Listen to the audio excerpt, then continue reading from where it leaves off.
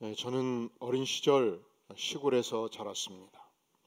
이렇게 날씨가 추워지면 암탉이 자기가 낳은 달걀 서너 개를 품고 달걀을 내주지 않으려는 경향이 생깁니다. 그러면 저희 어머님이 달걀 한 10개 정도 주면서 그 암탉 품에 넣어주어라 그래요. 그때부터 이 암탉은 움직이지 않고 달걀을 품습니다. 한 20일 정도가 지나면 병아리가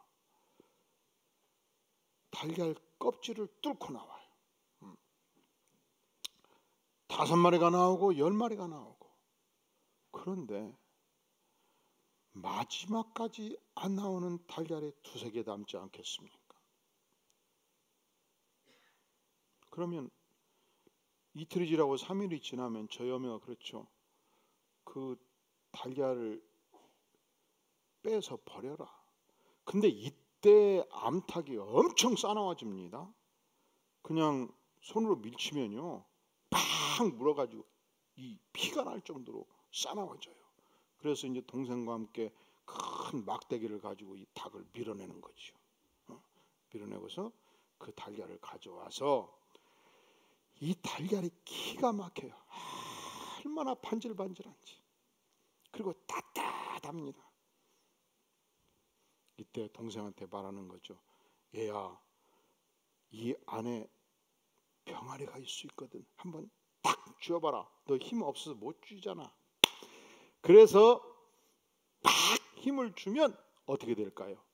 새카맣게 썩은 달걀물이 축 흘러요.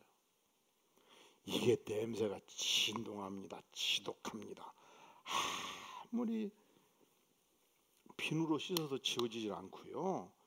빨래비누로 또다시 씻어보고요. 그래도 냄새가 나요.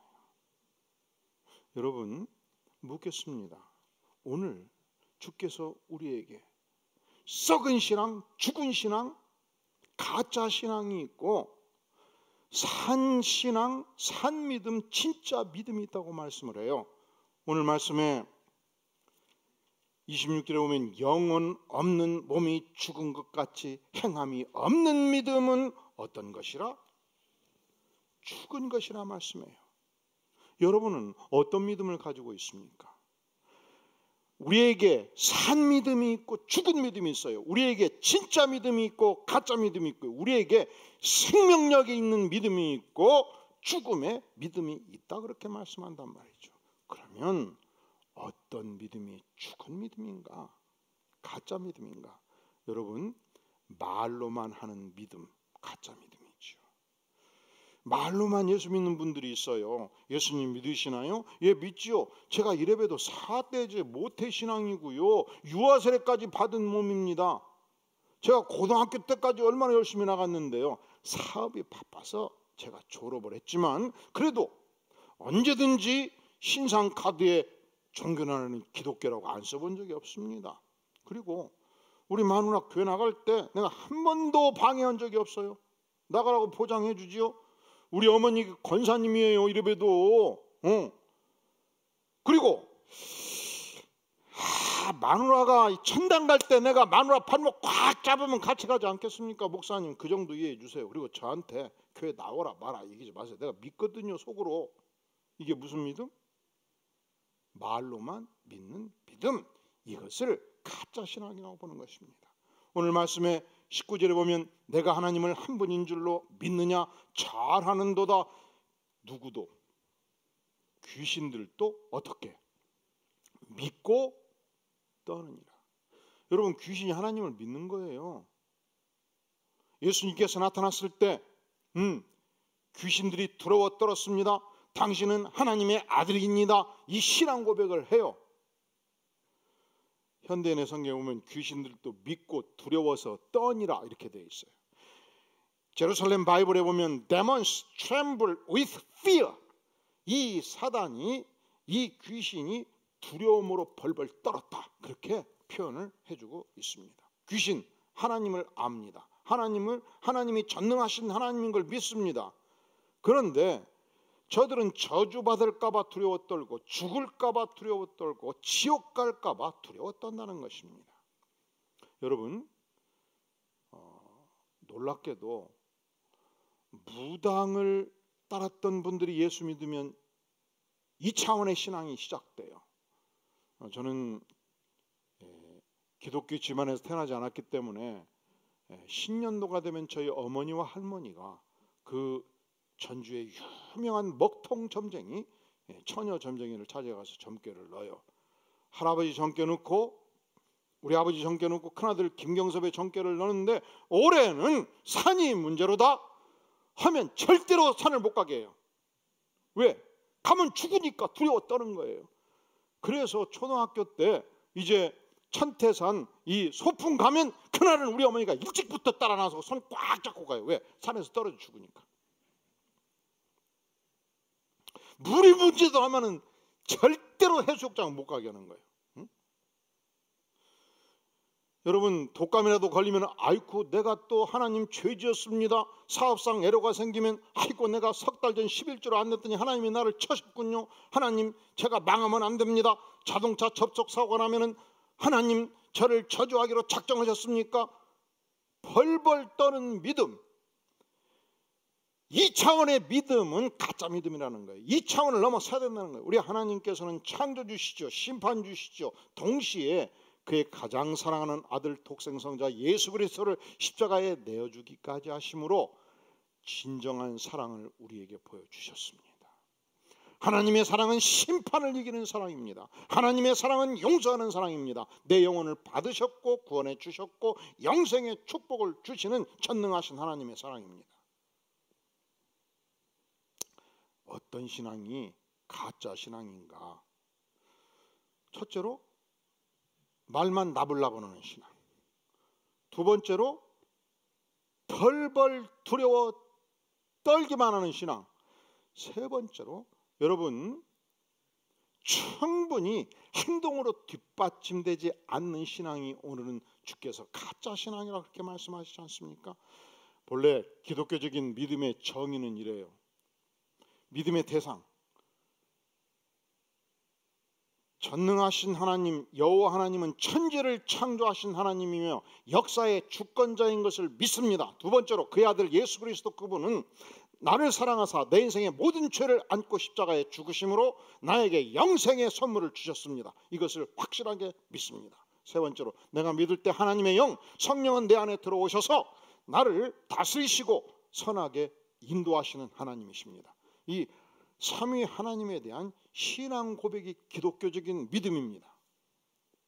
그리고 이 믿음을 가질 때 우리가 구원을 받게 되는데, 구원받는 신앙을 갖게 되면 반드시 이 믿음은 열매를 맺습니다. 유정란은 처음부터 생명력 있는 유정란이에요. 무정란 처음부터 생명이 없었습니다. 그러니까 유정란은 처음부터 생명이 있는 이 달걀은 일정 기간이 지나면 반드시 병아리로 열매를 맺듯이 살아있는 믿음은 반드시 세월이 지나면서 우리 안에 믿음의 아름다운 열매를 맺게 되는 것입니다. 그래서 행동으로 뒷받침되는 믿음이 구원을 얻는 실체의 믿음이라 말씀하는 것입니다. 그러면 행위가 우리를 구원하는 거 아니죠. 믿음이 우리를 구원합니다. 믿음으로 구원받는 그 신앙은 반드시 열매 맺는 신앙으로 자라간다는 것이죠. 자, 만약에 우리가 형식적으로는 믿되 행함이 없다면 어떻게 될까요? 오늘 말씀에 14절에 보면 내 형제들아 만일 사람이 믿음이 있노라 하고 행함이 없으면 무슨 유익이 있으리요? 유익이 없다는 것입니다. 그 믿음이 능히 자기를 구원할 수 있겠느냐? 구원할 수 없다는 것입니다. 만일 형제나 자매가 헐벗고 일용할 양식이 없는데 너희 중에 누구든지 그에게 이르되 평안히 가라, 덥게 하라, 배부르게 하라. 이 가난한 자가 헐벗고 굶주려서 지금 죽게 생겼는데 말로 평안할지어다 스스로 있는 것으로 난방을 하거라, 너희가 벌어서 먹고 살아라, 그래서 배부르게 하라 라고 행동으로 돕지 않는다면, 그래서 몸에 쓸 것을 주지 아니하면 무슨 유익이 있겠는가? 전혀 유익이 없다는 것이죠. 그와 같이 행함이 없는 믿음은 그 자체가 뭐라고요? 죽은 믿음이라 말씀하는 것입니다. 자, 그러면 이제 가짜 믿음의 특징이 아주 분명해져요. 말로만 나불나불하는 믿음, 죽은 믿음이죠. 그저 두려움에 덜덜 떠는 믿음, 가짜 믿음입니다. 행함으로 뒷받침되지 않는 믿음이 가짜 믿음이라는 것입니다. 그렇다면 반대로 질문할 수 있겠어요.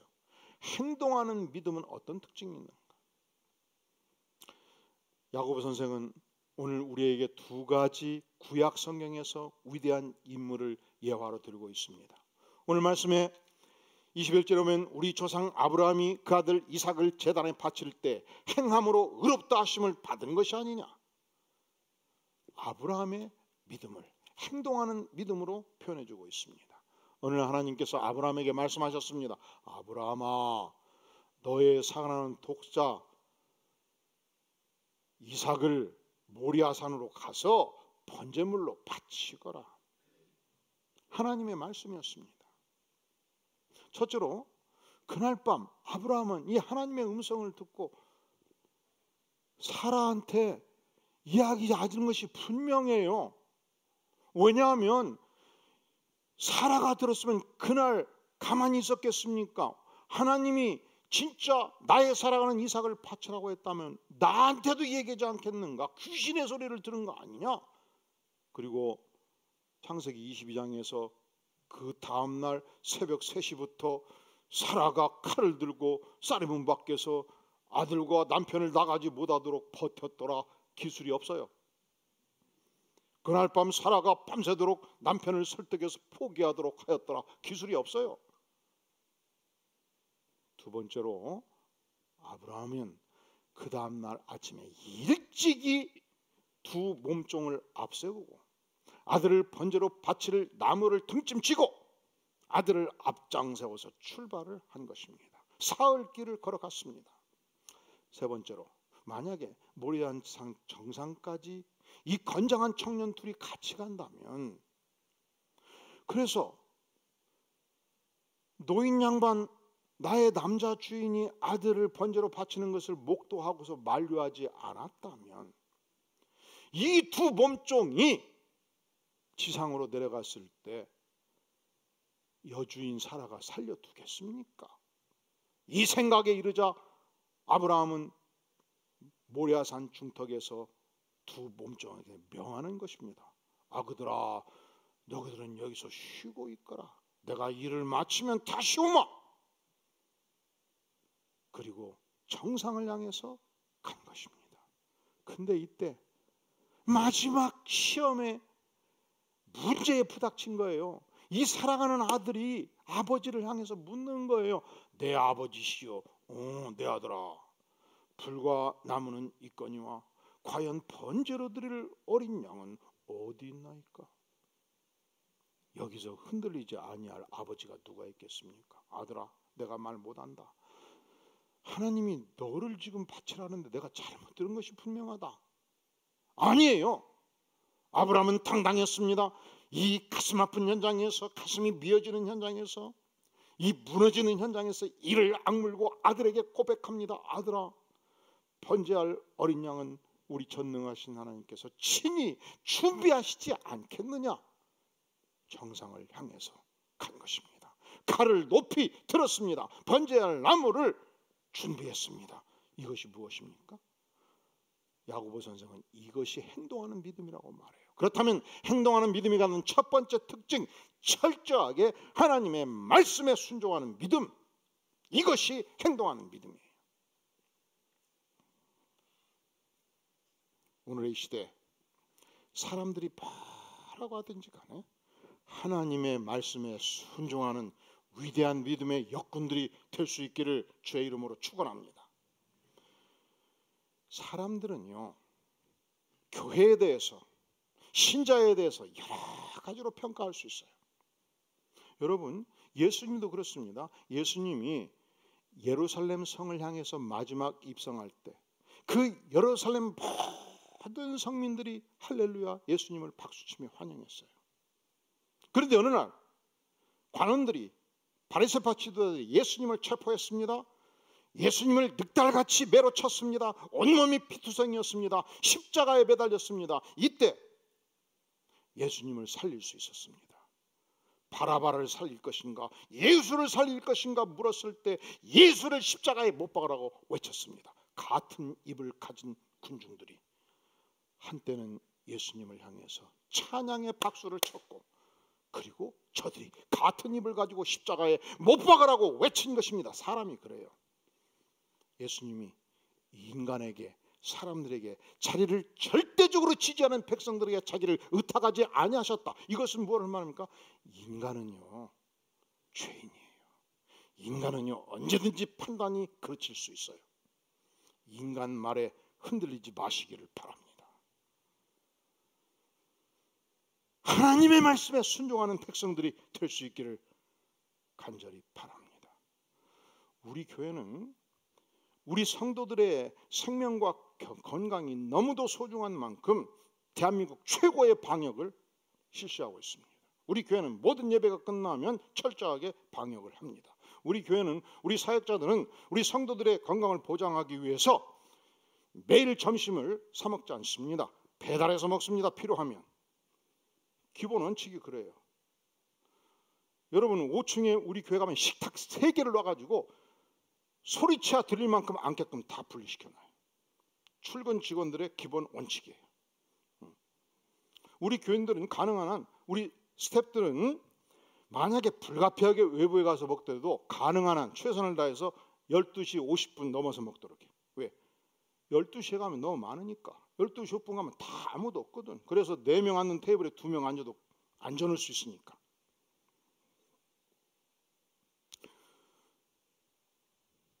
그런데 여러분, 사람의 말이 중요합니까? 하나님의 말씀이 소중합니까? 정말로 그렇습니까? 그럼 묻겠습니다. 여러분이 내일 출근하면 여러분의 상관이 김경수 없이 또 교회 갔지? 교회 가지 말란 말이야. 교회는 코로나가 창궐하는 것 아니야? 여러분 대한민국에서 경기도청보다도 어떤 지역보다도 철저하게 방어하는 것이 안디옥 교회라면 하나님의 음성에 귀를 기울이는 백성들이 될 수 있기를 간절히 바랍니다. 지난주 우리 목사님 한 분이 그런 얘기를 해요. 우리가 수요일 날 10시부터 11시 20분까지 예배를 드리거든요. 30분 구역장 공부하면서 쉬었다가 11시 50분 혹은 12시부터 2시까지 성경 공부를 해요. 그럼 배가 고프겠죠. 그래서 모든 죽전과 관계의 모든 성경 공부팀에게 제가 엄명을 내렸어요. 일체 식사와 간식을 하지 아니한다. 그래서 연락이 왔어요. 목사님, 한 분이 김밥을 전체 제공하는데 어떻게 할까요? 그래서 내린 결론은 우리는 방역을 어떻게 한다고요? 어디보다 더 강화시킨다고요? 근데 청와대보다 더 강하단 말은 누가 하지 말라고 그러더라고. 우리 교회가 점심을 안 먹은 지가 거의 8개월 된 것 같아. 그 전교인 식사를 안 한 지가. 여러분 경기도청 점심 때 가보세요. 사람들 엄청 많아요. 식사하는데 엄청 많다고. 우리 안 먹어요. 대한민국의 모든 남성과 여성은 아침을 먹을 때 쌀물 단계 2개 그리고 감 2개 가지고 와서 점심을 간식으로 먹을 수 있어요. 그건 아주 쉬운 일이에요. 대한민국의 모든 남성과 여성은 아침을 먹을 때 냉장고를 열어서 우유 1병 그리고 달걀 2개 가지고 와서 먹을 수 있어요. 삶은 달걀 만드는 거 20분이면 충분해요. 그래서 11시 20분 되면 이 건물이 900평 건물이거든요. 문 다 열어놓을 테니까 각자 방 하나씩 차지하고 간식 먹고 12시부터 성경 공부하면 된다? 안 된다. 그러니 김밥이고 밥이고 일체 집단으로 가져오면 내가 하나씩 나눠주면서 방역이 뚫을 수 있으니까 교회에서는 안 된다. 이거 삼성도 이렇게 않거든요. 경기도청도 이렇게 않거든요. 여기까지 방역을 않거든요. 무엇이 무서워서 예배를 못 드리냐 이 말이에요. 자, 이렇게 표현을 할 때에 첫째로 내가 정장을 입고 정성을 모두어서 영상으로 예배 드린 것 중요해요. 필요해요. 그것도 소중해요. 그러나 예배당에 와서 주님을 섬기는 것도 아주 소중하다고 생각을 하셔야 됩니다. 그리고 다시 묻겠습니다. 인간의 판단은 반드시 그르칠 수 있어요. 전능하신 하나님의 판단은 단 한 번도 그르친 적이 없습니다. 그래서 행동하는 믿음이란 과연 무엇이냐? 사람의 말보다 하나님의 말씀에 순종하는 것이 행동하는 믿음입니다. 초대교회 시절 예수님께서 예루살렘에 입성했을 때 결국 예수님이 워낙 인기가 출중했기 때문에, 예수님이 정말 능력이 대단하셨기 때문에, 예수님이 죽은 자도 살리는 능력의 주님이셨기 때문에 예수님과 경쟁하고자 하는 자들은 다 시험에 든 거예요. 그 시대 정치 지도자들, 바리새파 지도자들 다 시험에 들었어요. 그래서 그들이 내린 결론이 예수님을 죽여야 되겠다, 제거해야 되겠다, 그래야만이 우리의 명예가 유지되고 우리의 영광이 유지된다 해가지고 그 시대 지도자들이 합사해가지고 예수님을 체포했고, 늑달나게 예수님을 때렸고 온몸에 피투성이가 되어서 십자가의 죽음의 길을 가셨지 않습니까? 그걸로 저들은 승리했다고 생각했어요. 그걸로 예수 도당은 끝났다고 생각을 했어요. 끝났습니까? 아니죠. 왜 그렇습니까? 예수님은 전능하신 하나님이셨습니다. 예수님은 창조주셨습니다. 예수님은 죽음을 뚫고 부활하신 것입니다. 부활하셔서 베드로를 만났고 12제자를 만났고 500여 성도들을 만났고 그들에게 영생이 무엇인가를 직접 보여주셨습니다.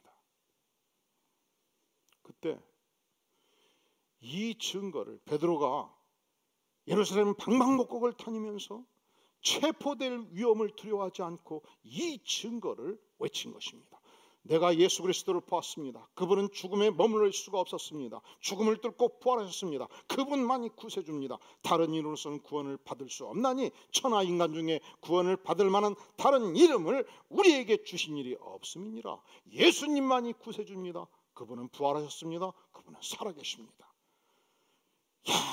열심히 제자들이 증거하니까 예수님을 잡아 죽인 바리새파 지도자들과 제사장들과 그 시대 관리들이 너무너무 듣기가 싫었던 거예요.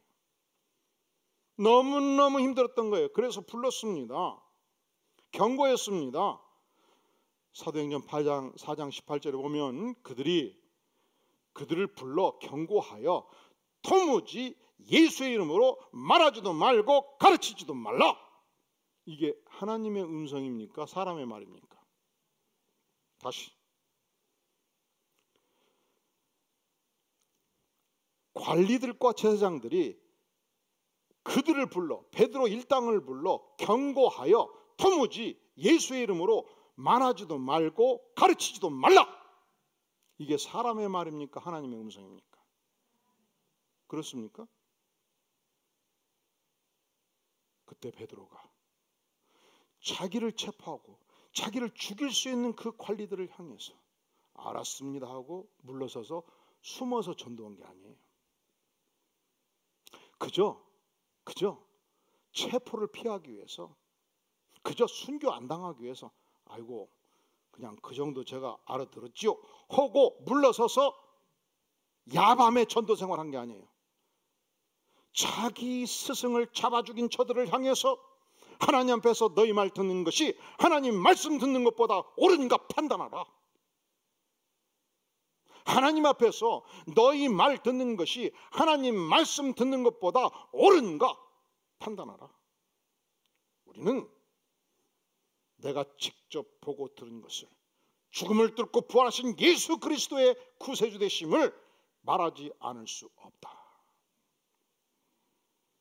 사랑하시는 성도 여러분, 사람의 평가, 사람의 생각은 항상 왔다 갔다 하는 거예요. 언제든지 하나님의 평가, 하나님의 말씀이 절대적으로 옳습니다. 여러분이 내일 출근하면 여러분의 상관의 평가, 여러분의 상관의 요구, 그건 옳을 수도 있고 그럴 수도 있어요. 하지만 영원하신 하나님의 말씀은 결코 반드시 옳고 반드시 성취됩니다.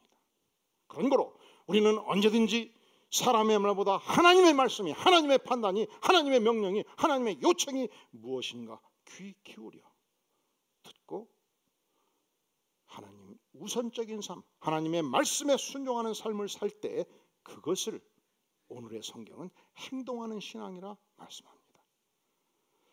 자, 행동하는 신앙의 첫 번째 특징, 아브라함의 신앙이에요. 행동하는 신앙의 첫 번째 특징, 하나님의 말씀에 절대 순종하는 신앙이에요.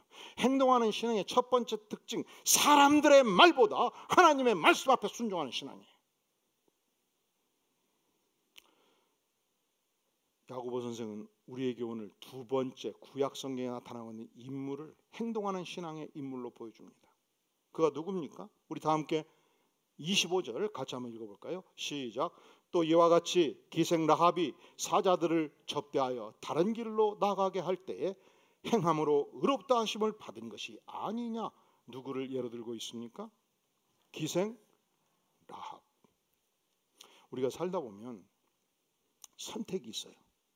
하나님을 선택할 것인가, 세상을 선택할 것인가, 하나님의 유익을 구할 것인가, 나의 유익을 구할 것인가, 하나님의 영광을 구할 것인가, 내 명예를 택할 것인가. 이 선택이 우리에게 항상 주어져요.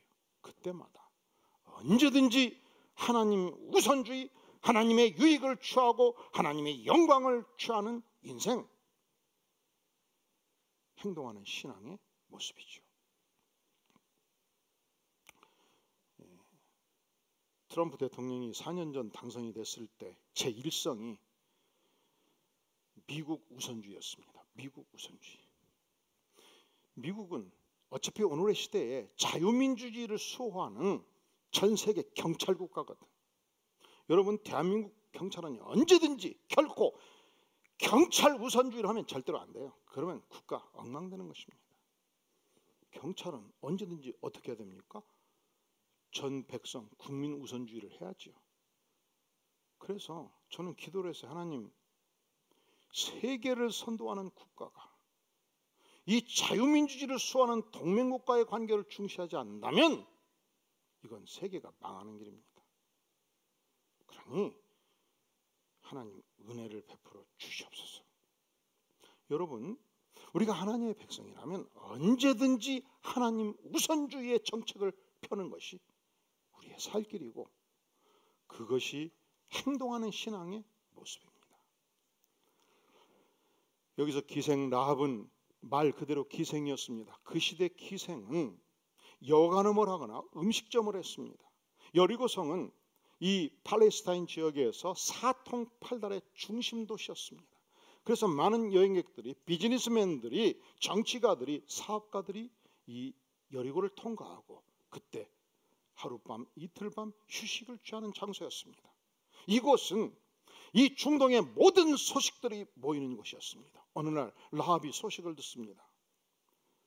400년 노예를 살았던 히브리 백성들이, 노예된 백성들이 힘을 결집해서 여호와의 이름으로 그 거대한 바로의 왕권을 꺾었다는 소식을 듣는 거예요.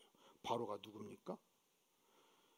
20만 명의 노예를 20년 동원해가지고 자기의 죽음에 묻은 피라미드를 만드는 거대한 권세자였습니다. 그런데 창조주요 여호와 하나님이 바로의 권세를 꺾었다는 거예요. 저들이 홍해를 가르고 탈출했다는 거예요. 여호와 하나님께서 이 거대한 애굽의 철병거들, 그 시대 최고의 군사 무기를 보유하고 있던 이 장병들과 철병거들을 홍해 바다에 모두 남김없이 수장을 시켰다는 것입니다. 그런데 그 백성이 드디어 여리고를 향해서 오고 있었습니다. 정탐꾼이 들어온 것입니다. 그때 라합은 선택해야죠. 무엇을 선택합니까? 여리고 민족이냐, 창조주 하나님이냐, 여리고 민족이냐, 창조주의 백성들이냐. 그는 여호와 하나님을 선택합니다. 창조주를 선택합니다. 비록 어떤 백성들로부터의 비난을 받는다 할지라도 상천하지의 하나님을 선택하고 정탐꾼을 숨겨주고 정탐꾼이 무사히 탈출하도록 최선을 다해서 도와줍니다. 이 사건을 야고보 선생은 이렇게 평가해요. 25절 또 이와 같이 기생라합이 사자들을 접대하여 다른 길로 나가게 할 때 무엇으로? 행함으로 의롭다 하심을 받은 것이 아니냐. 이 라합의 행동이 라합의 이 액션이 바로 행함 있는 믿음이라고 평가를 하는 것입니다. 그러니까 오늘의 시대 우리가 행동하는 믿음, 하나님으로부터 인정받는 행함이 있는 믿음의 두 번째 특징이 라합의 믿음이에요. 라합 믿음은 언제든지 하나님 우선주의 믿음이에요. 민족보다, 사상보다, 물질보다 전능하신 하나님을 내가 선택하기로 작정하는 것입니다. 오늘날 대한민국이 정치가들에 의해서 좌파와 우파가 아주 극단으로 향해서 나가고 있습니다. 좌파보다 하나님 우선이고 우파보다 하나님 우선이에요. 사상보다 하나님 우선이에요. 언제든지 하나님이 내 인생에서 가장 소중한 분입니다. 이 신앙 고백이 행동하는 믿음이라 말씀합니다. 자, 행동하는 믿음, 행함이 있는 믿음이 뭔가? 하나님의 말씀에 절대적으로 순종하는 믿음, 사람의 말보다 하나님의 말씀에 순응하는 믿음. 두 번째로 언제든지 하나님 우선주의의 믿음, 하나님이 내 인생에서 가장 소중하다고 신앙 고백하는 믿음. 그리고 세 번째로 어떠한 상황 속에서도 살아계신 하나님 앞에 감사 찬양하는 믿음. 하나님은 사랑하신 줄로 살아계신 줄로 믿습니까? 하나님은 언제든지 어떤 상황 속에서도 나와 함께 하신 줄로 믿습니까? 이 코로나가 이제 10개월째 접어들고 있지 않습니까? 그리고 장기적으로는 내년 가을까지 갈 것으로 전망하고 있습니다. 그리고 어떤 학자들은 이 변종균들이 계속 발전해 가지고 인류 사회에서 사라지지 않을 것이라고 어두운 전망을 내놓기도 합니다. 어떤 분 얘기 들어보니까 회사 매출액이 5분질로 박살이 났다는 얘기도 해요. 어제 신문에 보니까 지금 대한민국의 여행사, 사업자 등록을 가진 여행사가 수백 개지 않습니까? 근데 내년 4월이 되면 딱 2개. 하나 여행사고 모두 여행사 2개 빼놓고 다 도산한대요. 이게 오늘의 현실이에요.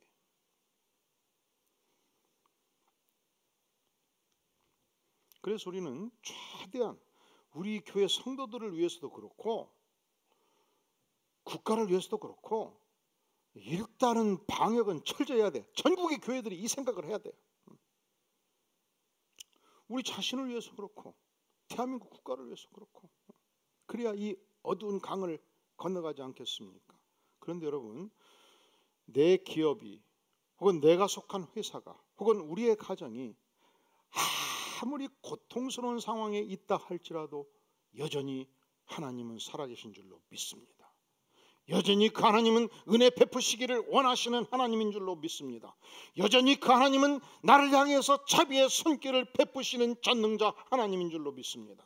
여전히 그 하나님은 나를 향해서 영광을 하나님께 돌리기를 원하시는 하나님인 줄로 믿습니다. 우리 총회 측 소속 교회 중에 사천교회가 있는데 이 정계규 목사님이 담임이십니다. 그런데 2009년도 지금으로부터 11년 전 단 하나밖에 없는 아들 정요한 군이 단기 선교를 떠났다가 다시 돌아오지 못했습니다. 말레이시아 보르네오 섬 이 밀림의 원주민들을 선교하고 떠나기 마지막 날 밤 바닷가에서 엄청난 파도가 밀려왔을 때 여성 3명을 사력을 다해서 모두 구출하고 그리고 자신은 탈진해서 결국 살아 돌아오지 못한 것입니다. 이 정요한 군이 시신이 되어서 항공기에 실려서 대한민국에 들어올 때 그날은 대한민국이 100년 만에 가장 엄청난 폭설이 있던 날이었습니다. 이 눈보라를 맞으면서 장례식을 치를 때 그의 아버지 정계규 목사님은 손양호 목사님의 10가지 감사를 본받아서 아들을 하나님께 드리는 10가지 감사를 이렇게 표현을 했습니다. 첫 번째, 하나뿐인 아들을 주신 하나님의 사랑을 이제야 확실히 깨닫게 하시니 감사합니다. 두 번째, 성도의 교제와 위로가 얼마나 중요한지 이제야 확실히 깨닫게 하시니 감사합니다. 세 번째, 자식이 얼마나 고마운지 이제야 확실히 깨닫게 하시니 감사합니다. 네 번째, 부모가 얼마나 못났는지 이제야 확실히 깨닫게 하시니 감사합니다. 여덟 번째, 살아남은 자의 책임이 얼마나 무거운지 이제야 확실히 깨닫게 하시니 감사합니다. 아홉 번째, 우리의 인생이 얼마나 순식간에 끝나는지 이제야 확실히 깨닫게 하시니 감사합니다. 열 번째, 천국이 얼마나 그리운지 이제야 확실히 깨닫게 하시니 감사합니다. 지금 우리는, 대한민국은, 전 세계는 이 코로나19의 어두운 광야길을, 이 코로나19의 어두운 터널을 향해서 걷고 있습니다. 이 광야길에서 우리가 지치지 아니한다면, 그리고 결코 쓰러지지 않는다면, 그리고 힘차게 계속 걸을 수 있다면 우리는 감사할 수 있습니다. 주께서 말씀하십니다. 범사에 감사하라. 이는 그리스도 예수 안에서 너희를 향하신 하나님의 뜻이니라. 우리가 이 은혜를 알고 우리의 언어로, 우리의 눈빛으로, 우리의 온 마음으로 전능자 하나님을 향해 감사를 표현하는 신앙을 갖고 있다면 그 신앙은 행동하는 신앙, 행함이 있는 신앙이라 아니할 수 없습니다. 다 함께 머리 숙여 기도합니다. 영광의 주님, 우리가 말로만 하는 신앙을 청산하겠습니다. 우리가 단지 하나님을 심판의 주로 기억하고 벌벌 떠는 신앙을 청산하겠습니다. 주님, 행함이 없는 무력한 신앙을 청산하고, 주님, 주께서 말씀하실 때 절대 순종의 신앙, 언제든지 하나님 우선주의의 신앙, 전능자 하나님 앞에서 어떤 상황 속에서도 감사 찬양하는 신앙, 이 믿음으로 우리 안디옥 모든 성도들의 심령을 주께서 채워주시옵소서. 예수님의 이름으로 간절히 기도하옵나이다. 아멘.